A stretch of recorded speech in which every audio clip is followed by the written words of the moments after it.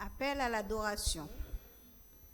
Ô Dieu, tu es mon Dieu, je te cherche. Mon âme a soif de toi. Mon corps soupire après toi. Dans une terre aride, desséchée sans eau, car ta bonté vaut mieux que la vie. Mes lèvres célèbrent tes louanges. Je te bénirai donc toute ma vie. J'élèverai mes mains en ton nom, et avec des cris de joie sur les lèvres, ma bouche te célébrera. Amen. Amen. Que notre aide soit au nom de Dieu notre Créateur, de Jésus-Christ notre Rédempteur et du Saint-Esprit notre Consolateur. Amen.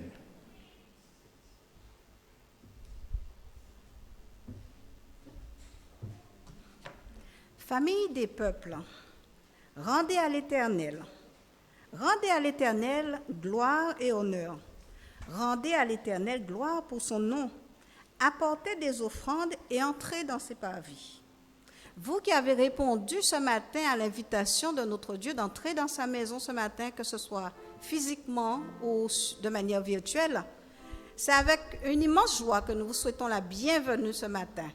Bienvenue à Cindy et à toutes les personnes qui nous visitent ce matin. Sentez-vous à l'aise dans la maison du Père et bon sabbat dans l'adoration. Nous allons garder notre position, c'est-à-dire nous allons prendre la position de la prière. Ceux qui peuvent se mettre à genoux, les autres restent debout. Nous allons prier notre Dieu.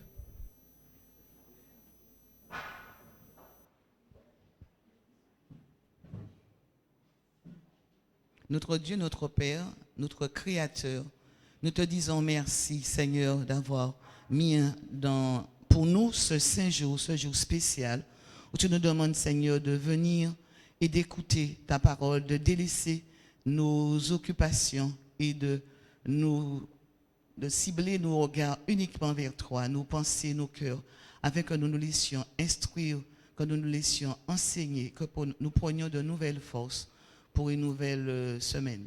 Seigneur, merci d'avoir permis que tu nous aies conduits, guidés ici par ton Saint-Esprit, que nous soyons là à écouter ta parole. Tu as déjà commencé par l'école du sabbat, nous avons déjà été nourris et tu nous demandes encore de rester présents dans le culte où toi-même, Seigneur, tu es là pour nous enseigner par l'organe de ton serviteur, le frère Angérville.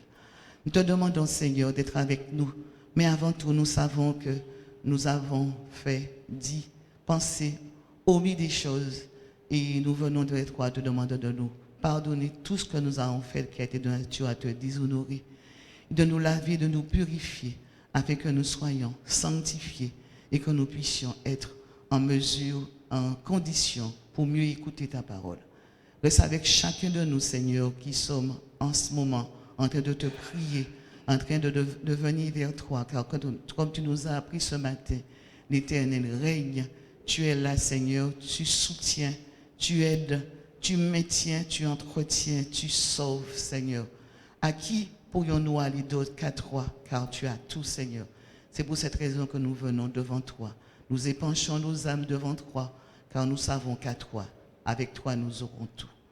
Nous avons une pensée spéciale, Seigneur, pour ceux qui ne peuvent pas venir dans cette enceinte pour pouvoir te prier, pour les raisons que tu connais, ou bien qui sont fatigués physiquement, qui ont des problèmes de maladie, ou peut-être qu'ils sont chez eux parce qu'ils sont découragés. Oh Dieu, là où ils sont, là où ils ont, sois avec eux, apporte-le l'aide, la consolation et la force qu'il faut pour qu'ils puissent continuer. Et bénis-nous qui sommes là, permets que ceux qui sont aussi sur le Zoom, nous ayons ta bénédiction. Nous te prions, Seigneur, pour ceux qui ont emmené leurs dîmes et leurs offrandes. Dès maintenant, Seigneur, bénis ces dîmes et ces offrandes. Permets qu'elles constituent, qu'elles contribuent à ce que ton œuvre avance. Nous te prions aussi pour ceux qui resteront à la maison, afin que nous puissions les utiliser comme il se doit, à bon escient. Bénis chacun de nous, Seigneur. Bénis le peuple qui est devant toi, qui te prie. Bénis ceux qui nous dirigent sur le plan civil comme sur le plan religieux. Seigneur, nous sommes encore en paix. Garde-nous encore autant que cela est possible. Et que nous puissions profiter de ces moments pour te louer et pour te remercier. Bénis pour frère Angérville qui aura à porter le message. Permets que ce soit toi qui parles à travers lui. Et Seigneur, Nous te prions pour que toute gloire et honneur te soient rendus par Jésus-Christ. Nous te prions et pour ta gloire. Amen. L'Esprit du Seigneur, l'Éternel, est sur moi, car l'Éternel m'a oint pour porter de bonnes nouvelles aux malheureux. Il m'a envoyé pour guérir ceux qui ont le cœur brisé, pour proclamer aux captifs la liberté et aux prisonniers la délivrance, pour publier une année de grâce de l'Éternel et un jour de vengeance de notre Dieu, pour consoler tous les affligés, pour accorder aux affligés de Sion, pour leur donner un diadème au lieu de la cendre, une huile de joie au lieu du deuil, un vêtement de louange au lieu d'un esprit abattu, afin qu'on les appelle des térébêtes de la justice, une plantation de l'Éternel pour servir à sa gloire. Nous allons dans ce même élan de solennité écouter le frère pasteur, le frère du pasteur, le frère Angéville, qui aura à nous parler de la part de Dieu. Écoutons.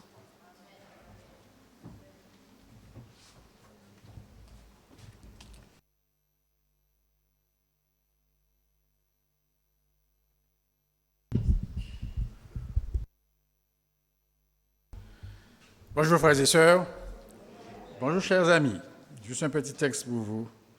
Bonjour chers amis visiteurs et frères et sœurs. Est-ce que vous vous sentez à l'aise? Eh bien, que la grâce de Dieu, sa paix vous soit donnée ce matin au nom du Père, du Fils et du Saint-Esprit. Soyez à l'aise dans la maison de l'Éternel. Ce matin, frères et sœurs, je me ferai l'interprète de la responsable des affaires publiques et libertés religieuses de la Fédération, de la Guadeloupe en premier lieu, mais de celle qui est à l'Union des Antilles guyanaises françaises, Madame Patricia Sablier. Donc, je vais essayer de faire une synthèse des choses parce que c'est de la compilation et ensemble, nous allons partager. Alors, la question qu'elle nous pose ce matin, à quel type d'église j'appartiens? La question est posée à chacun de nous ici ce matin. À chacun sa réponse. Jésus est-il au centre de ma communauté? Question. Et elle va introduire cette histoire, frères et sœurs et chers amis qui nous visitent et ceux qui sont sur le Zoom, par une petite histoire. Cette histoire sera résumée en 2 phases.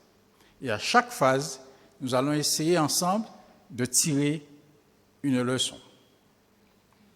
La première phase de cette histoire, c'est un dialogue entre Dieu et un sans-abri.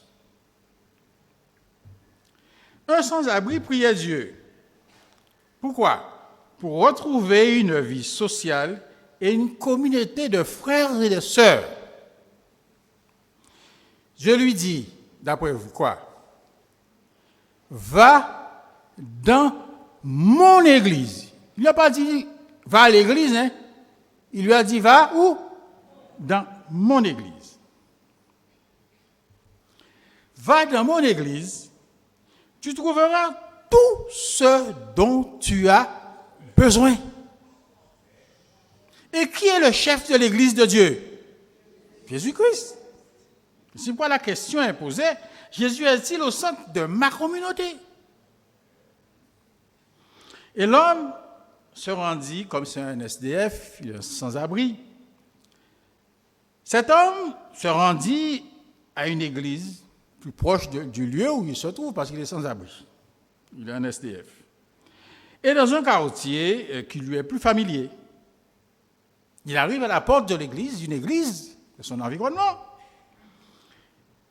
Il frappe à la porte. Pas de réponse.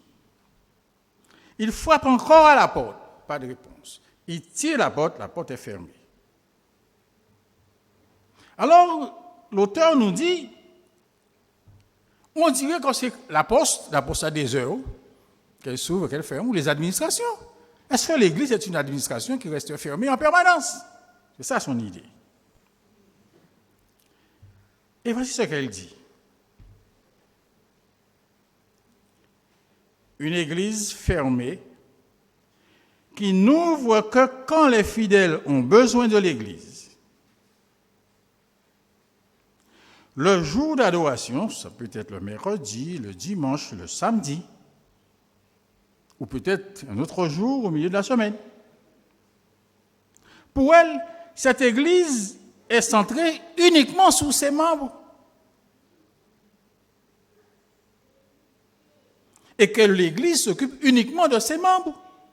Parce qu'elle est toujours fermée, elle est ouverte tous les jours de réunion. C'est une affaire interne.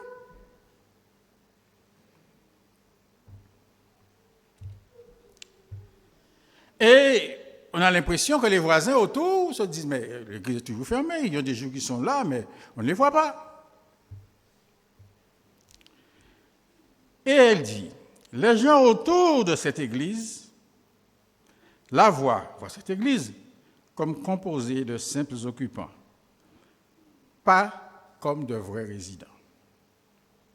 Et elle, dans son imagination, elle dit, pour les églises plus anciennes et bien établies, se tourner vers l'extérieur peut être aussi difficile que de quoi?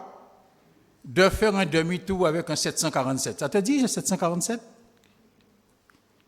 Lui, vous le voyez là, il est en bleu là. Il connaît tout sur un 747. Frère Déobi, regardez-le bien. Il peut vous décortiquer un 747 parce qu'il était aux pièces détachées. Donc, il peut imaginer ce que je dis. Faire un demi-tour avec un 747, il faut être du métier.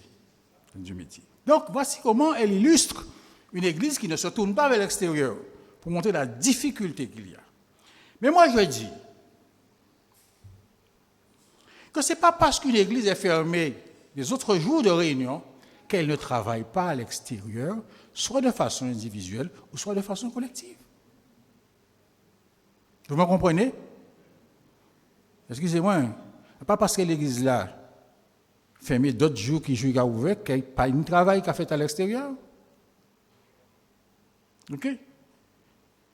Nous avons nos voisins, nous avons ceux avec lesquels nous travaillons. Tout autour de nous, ceux qui sont en association, aussi c'est du travail vers l'extérieur. Travail vers l'extérieur. Ce n'est pas parce que l'église est en permanence ouverte qu'elle est forcément retournée vers l'extérieur. Mais elle nous dit, église fermée, comme j'ai dit tout à l'heure, ne veut pas dire qu'on ne s'occupe pas de l'extérieur. Le plan de Dieu, en créant l'Église, est plus large que le bon fonctionnement interne de l'Église. Ce n'est pas toujours facile, surtout si les membres ne sont pas vraiment tournés vers la population. Mais nous pouvons dire ici, frères et sœurs, chers amis qui nous visitent, nous avons une Église vieillissante, personnes âgées, et qui ne peuvent pas toujours sortir, aller vers l'extérieur, mais ils peuvent travailler à leur endroit. Et l'exemple, hier, j'ai appelé sur Blément. La première chose que ce Blément me dit, je parle créole, hein, frère Angerville, encisé en bureau au moins. Tout le monde nous voit passer, il faut répondre pour l'évangile. Il faut occuper d'eux, il faut demander qu'il besoin. Et si on peut encore répondre. Voilà. C'est un membre d'église qui travaille à l'extérieur. Elle ne peut pas sortir, courir, mais elle fait le travail. Autour de nous, autour de nos voisins, ceux qui frappent à notre porte, ceux que nous côtoyons.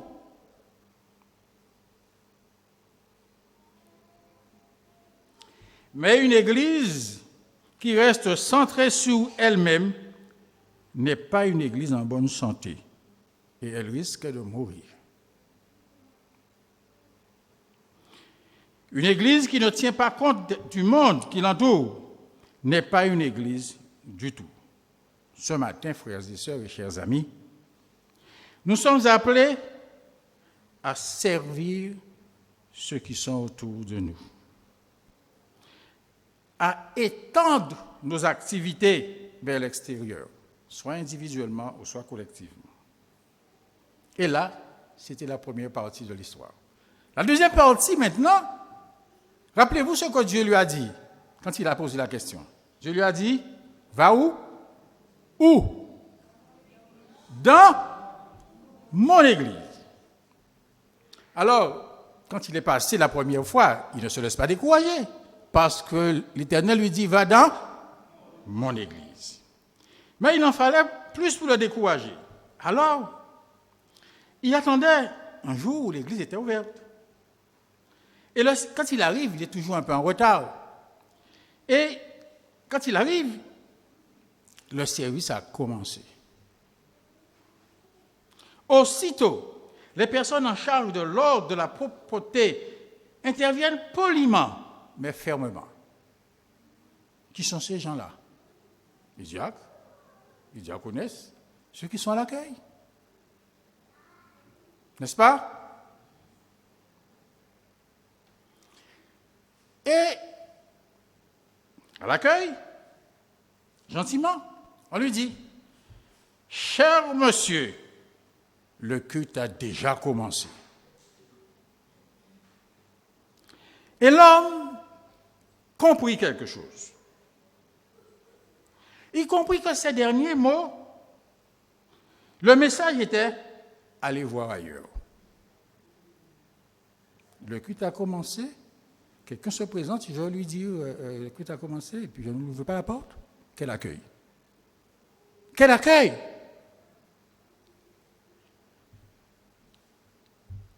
Et celle ou celui à l'accueil qui reçoit l'homme lui dit, « Ici, monsieur, c'est une église, pas un centre d'hébergement. » Il s'adressa à nouveau au Seigneur par la prière, et la réponse fut toujours la même.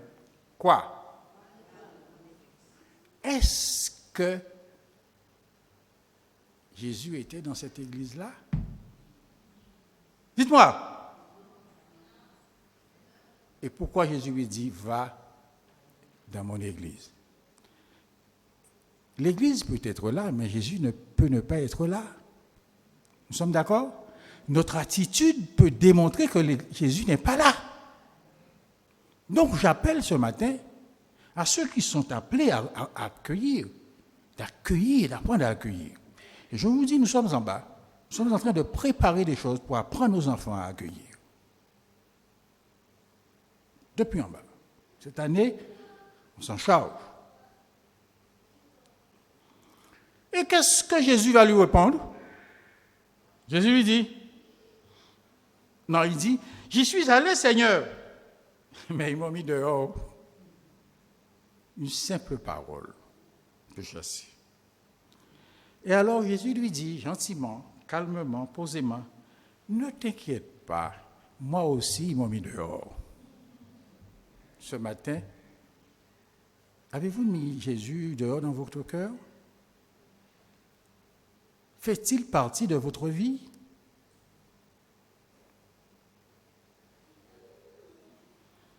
Et Jésus lui dit encore, va là-bas, tu seras le bienvenu.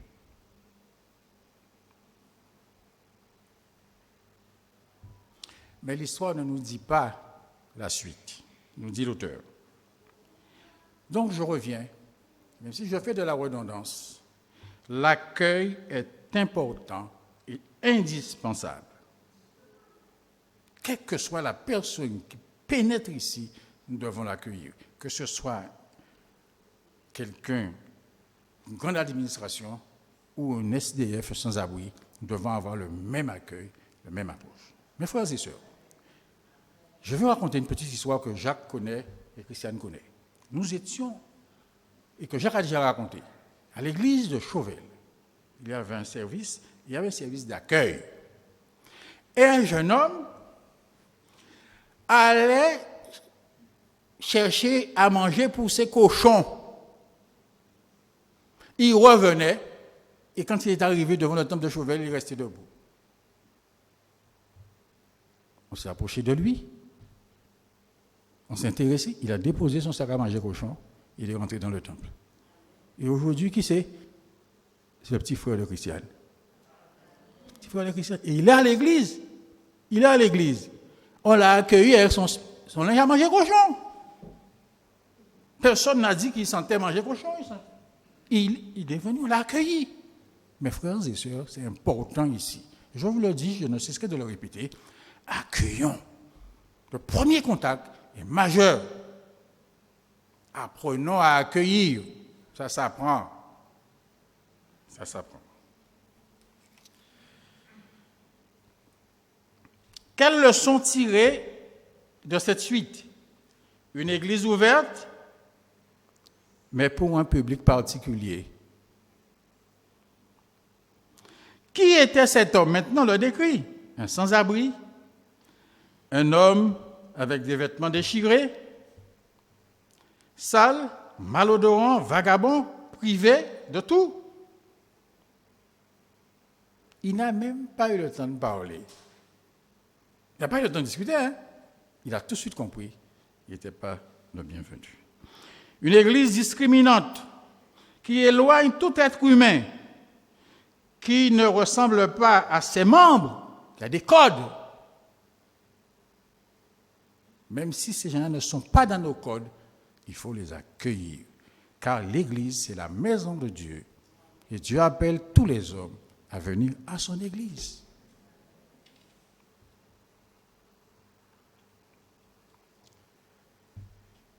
Je voulais relire avec vous le texte que nous avons lu. Si Jean-Pierre peut me le reprogrammer, s'il vous plaît. Ésaïe, chapitre 61, versets 1 à 3.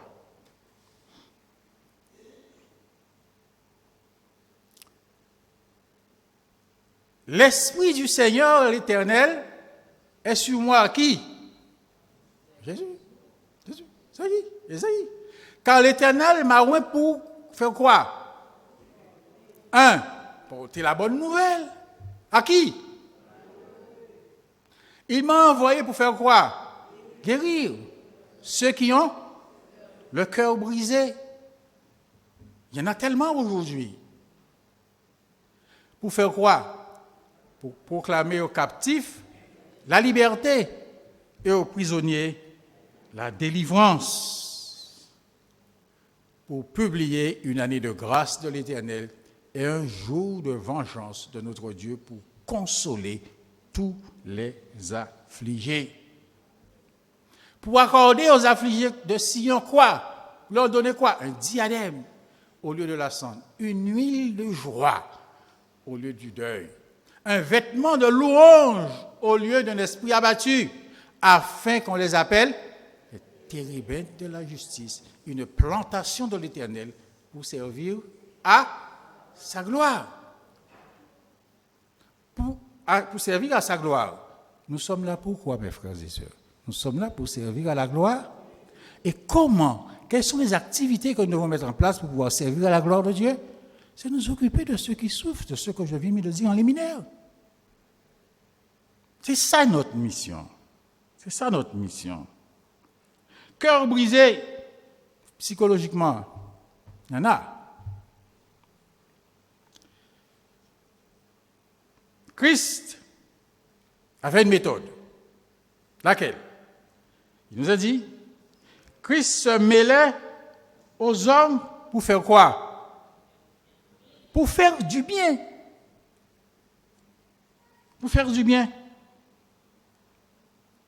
Nous avons l'exemple de la femme samaritaine, l'exemple de la femme pécheresse. Dieu ne faisait pas de discrimination. Il leur témoignait sa sympathie, les écoutait, les comprenait. Et en répondant à leurs besoins émotionnels, acceptait d'entendre leurs besoins, leur apportait leur réconfort et gagnait ainsi leur confiance. Mes frères et sœurs, chers amis, la meilleure façon de prêcher était de quoi? De joindre l'accueil, manière de recevoir. La deuxième, le service, une mise à disposition de ceux qui souffrent. C'est ça notre mission. Et à proclamer la bonne nouvelle du salut. Redonner du courage, de l'espoir. User d'empathie comprendre et partager les émotions d'autrui sans avoir de préjugés.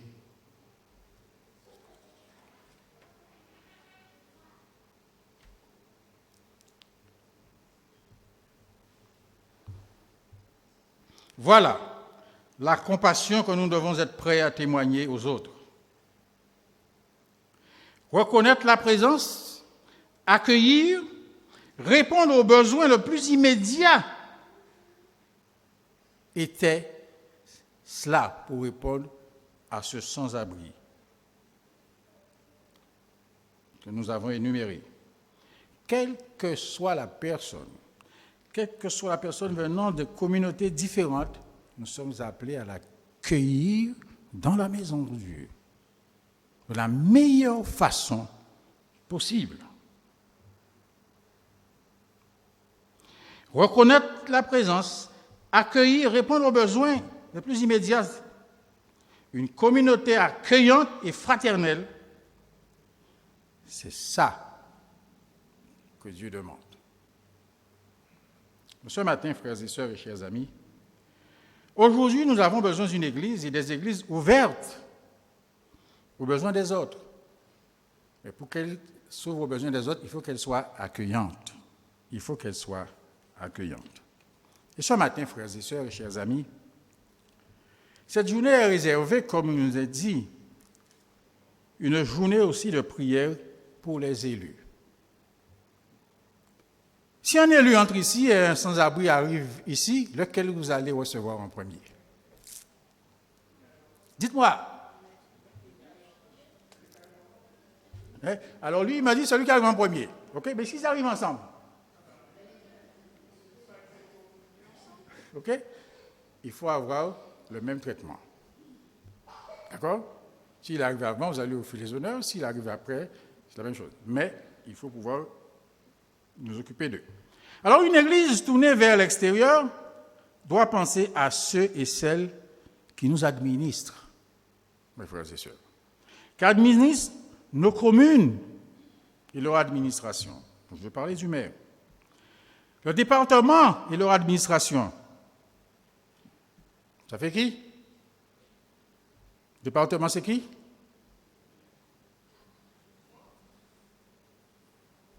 Ouais.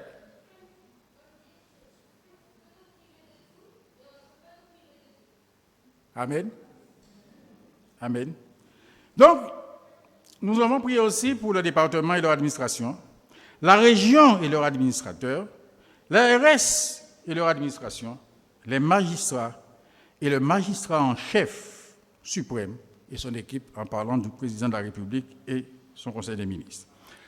Et voici quelques textes pour confirmer ce que je dis. Le premier texte que je propose se trouve dans 1 Timothée chapitre 2, versets 1 et 2. Voici ce qu'il est dit. J'exhorte donc, avant toute chose, de faire des prières et des supplications, des requêtes, des actions de grâce. Pour qui? Sans distinction.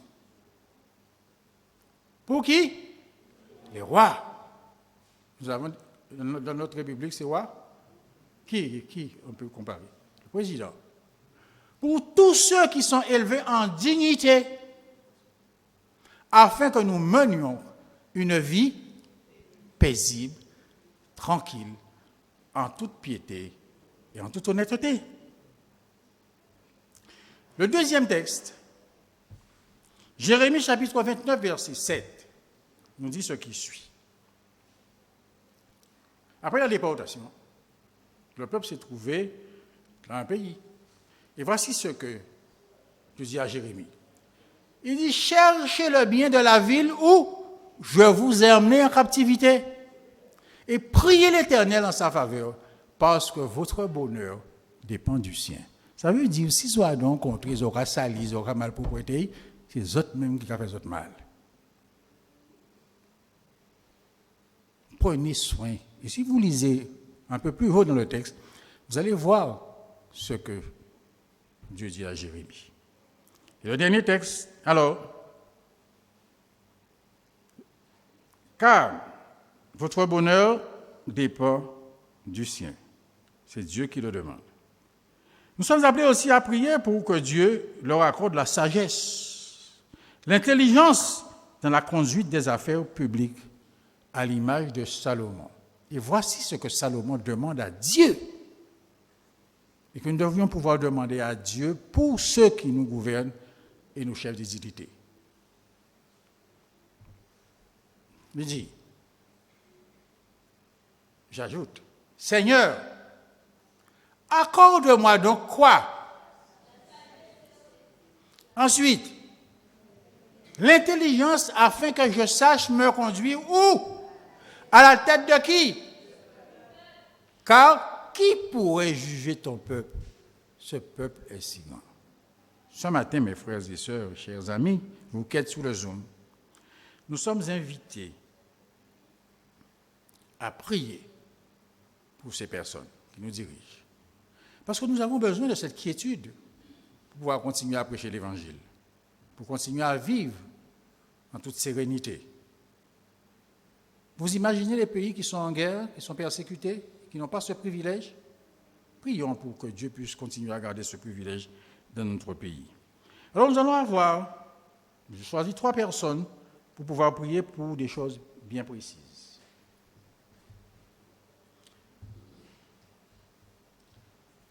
Alors, la première personne qui interviendra va prier pour que Dieu leur accorde, du moins nos communes et leur administration, le département et leur administration, que leur accorde la santé, la sagesse et l'intelligence, afin qu'ils puissent mener à bien et en toute dignité les choses. Je vais vous inviter, à ceux qui le peuvent, à se mettre à genoux. Et sœur Chantal va prier pour nos communes, notamment la commune du Gosier, et leur administration, le département, son chef et son administration. Ça nous incliner.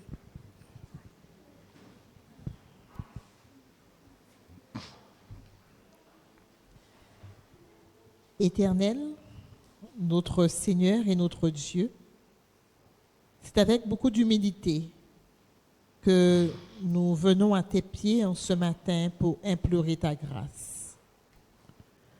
Nous te disons merci pour ce privilège que tu nous donnes de pouvoir, dans le nom de Jésus, nous approcher de toi, te faire part de nos requêtes en ayant l'assurance que tu nous entends et que tu nous réponds. Ce matin, Seigneur, oui, nous voulons intercéder pour nos élus. Et particulièrement, nous intercédons pour notre maire du Gosier et ses conseillers. Nous voulons, Seigneur, que tu leur accordes la santé, mais aussi la sagesse et l'intelligence dans l'administration et la conduite des affaires publiques. Nous savons, Seigneur, que tu peux utiliser qui tu veux et quand tu veux. Et nous voulons te les remettre au niveau de la commune, du département. Nous te les remettons chacun individuellement. Que tu daignes te saisir de celui que tu auras choisi dans l'intérêt, Seigneur, de ton œuvre ici-bas. Que ton Saint-Esprit, Seigneur, soit présent dans les conseils, afin que toutes les décisions qui seront prises soient dans l'intérêt aussi de ton œuvre, et qu'ainsi, Seigneur, que nous puissions poursuivre notre mission en toute sérénité. Notre Père, notre Dieu, nous savons que tu nous as entendus, et nous croyons fermement que tu nous répondras, que tu béniras donc les communes, notre commune, les communes de la Guadeloupe, que tu béniras le département et que tu toucheras celui que tu auras choisi pour nous contribuer, Seigneur, à propager ton évangile en Guadeloupe en toute quiétude. Merci, nous t'avons prié au nom de Jésus. Amen. Amen. Gardons notre position. Pour les mêmes vérités, la santé, la sagesse et l'intelligence. Nous inviterons Sœur Cancel Marguerite à prier pour la région, leur administration, l'ARS et leur administration.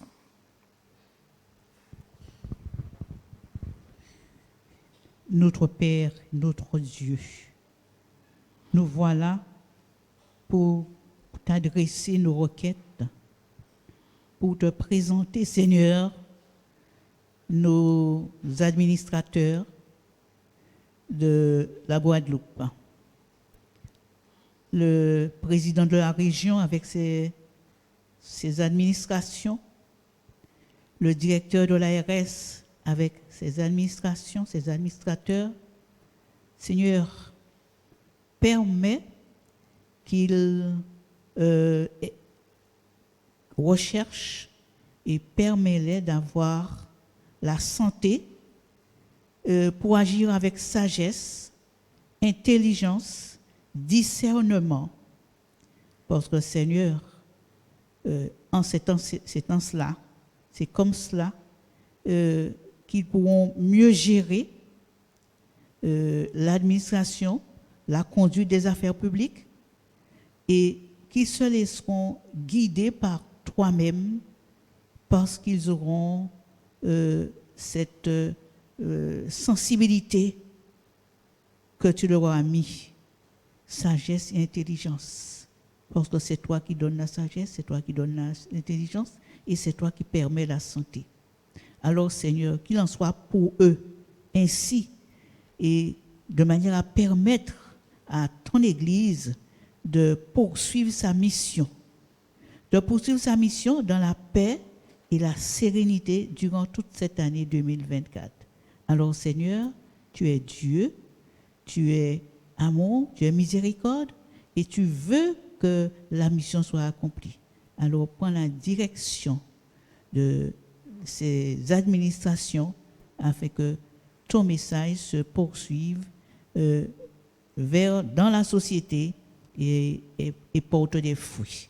Nous te remercions d'ores et déjà parce que tu as entendu nos prières. Nous t'avons prié au nom de Jésus. Amen. Amen. Et en dernier lieu, nous allons prier pour les magistrats, ceux qui s'occupent de la justice, mais la magistrature suprême, le président de la République et son gouvernement. Et nous allons aussi prier pour les EPCI, les établissements publics de coopération internationale, intercommunale. Et nous demandons à Sandro de pouvoir prononcer cette prière afin qu'ils aient la santé, la sagesse et l'intelligence dans les affaires publiques. Qui dans nos têtes, et à Sandro de prier dans cette optique-là. Seigneur Père éternel, nous te louons encore en ce midi, car nous te reconnaissons comme le maître de la vie, mais nous te reconnaissons également comme le maître de l'univers. Et Seigneur, dans ton omniscience, tu as mis des lois pour régler tous les éléments. Seigneur, tu es un Dieu d'ordre, tu es un Dieu d'amour, et tu agis dans le cœur de tout homme également. Et c'est pour cela que nous voulons te présenter en ce midi M. Cornet et son conseil d'administration. Seigneur, ils ont des décisions à prendre. Et souvent, les choses ne sont pas évidentes. Et c'est pour cela, Seigneur, qu'en ce midi, nous te supplions de les bénir tant sur le plan physique, tant sur le plan psychique, sur le plan social et même sur le plan spirituel également. Bénis, Seigneur, leur famille. Accorde-leur une meilleure santé, de la sagesse, de l'humilité, l'amour et surtout le discernement pour prendre de sages décisions. Tout comme tu l'as été avec Salomon, Nebuchadnezzar, Pharaon, même si des hommes dans le passé ont fait des choix non judicieux, mais constamment, tu diriges l'histoire et tu es toujours aux commandes.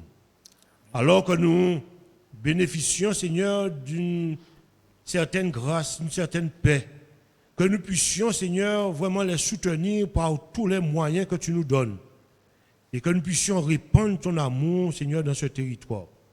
Mais personnellement, nous voulions te présenter, Seigneur, cette communauté d'agglo dans laquelle nous nous situons. Nous voulions te présenter, Seigneur, M. Cornet, qui a la charge de cette EPCI. Mais nous voulions te présenter également M. Baptiste, maire de Sainte-Anne. Nous voulions te présenter également M. Pancrel, maire de Saint-François. Nous voulions te présenter également M. Tonton, maire de la Désirade. Que tu puisses, Seigneur, être avec eux et qu'ils puissent, Seigneur, dans ces différents conseils, qu'ils puissent également avoir cette sagesse que toi, tu peux donner à tes enfants, qu'ils puissent avoir cette vision également et surtout l'envie de continuer à aller toujours plus loin. Seigneur, que tu puisses les diriger puissamment dans cette tâche qu'ils ont à mener à bien ce territoire dans lequel nous nous situons.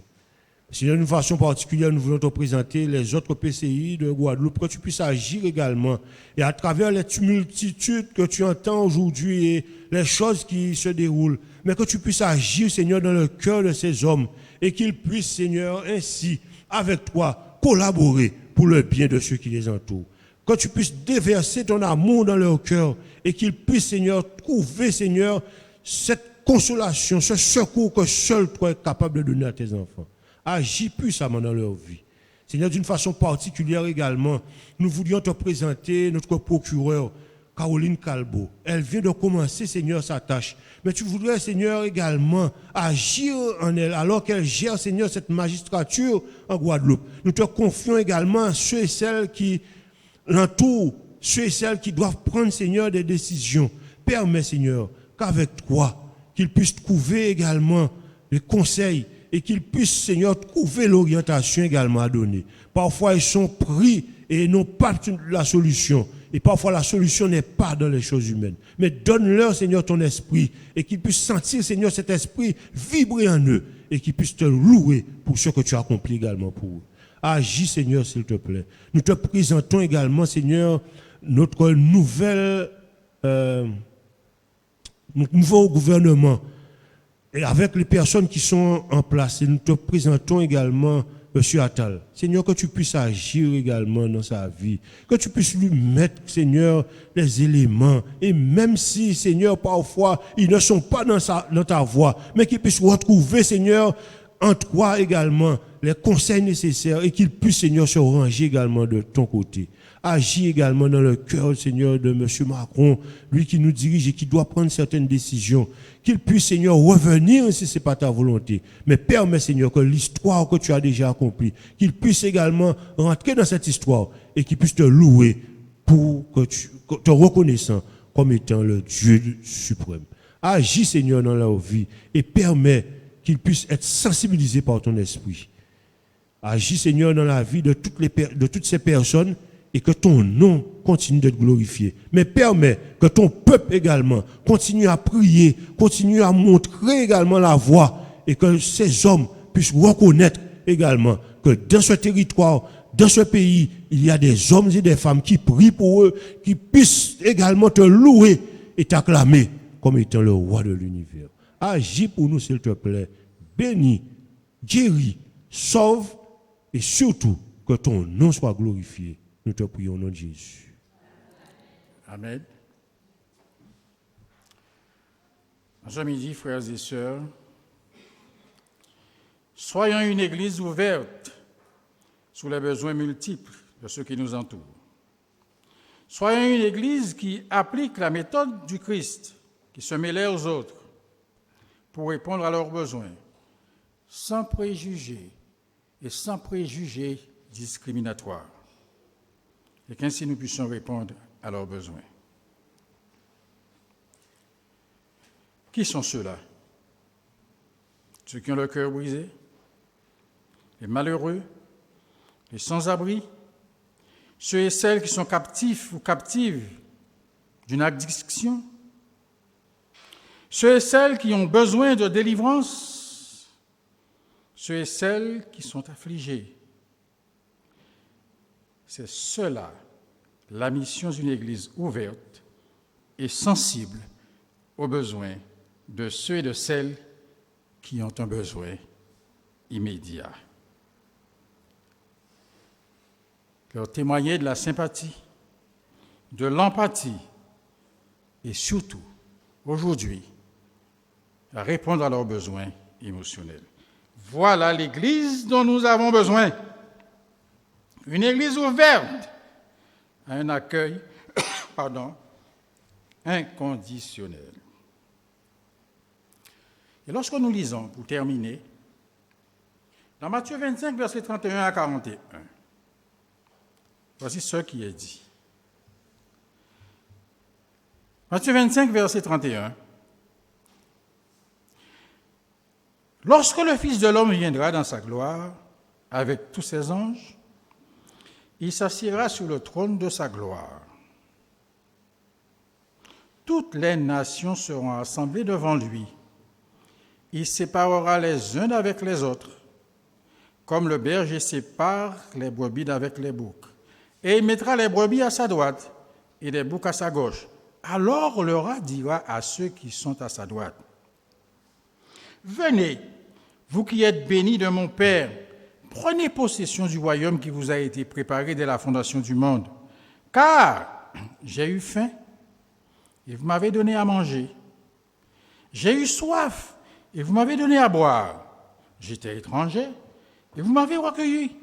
J'étais nu, et vous m'avez revêtu. J'étais malade, et vous m'avez visité.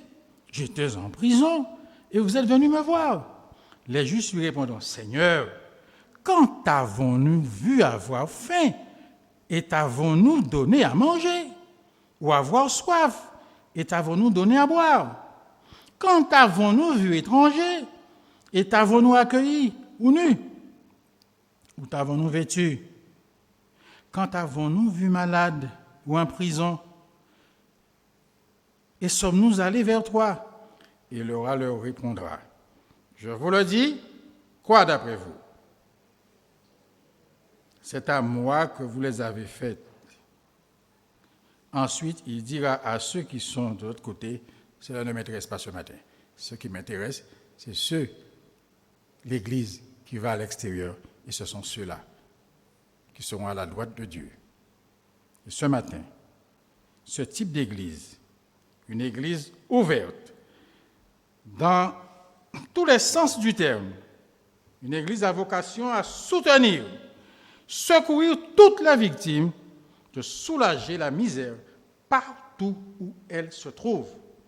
Que Dieu, ce matin, nous conduise individuellement et en tant qu'Église, pas le bâtiment, en tant que personne, Église, à voir comment changer notre modèle de fonctionnement afin que notre Église soit un outil puissant de bien-être et qui puisse transmettre la santé, le salut en Jésus-Christ.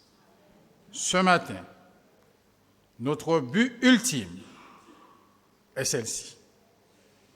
Être le seul de la terre en vivant nos valeurs chrétiennes authentiques et puissantes, qui sont-elles?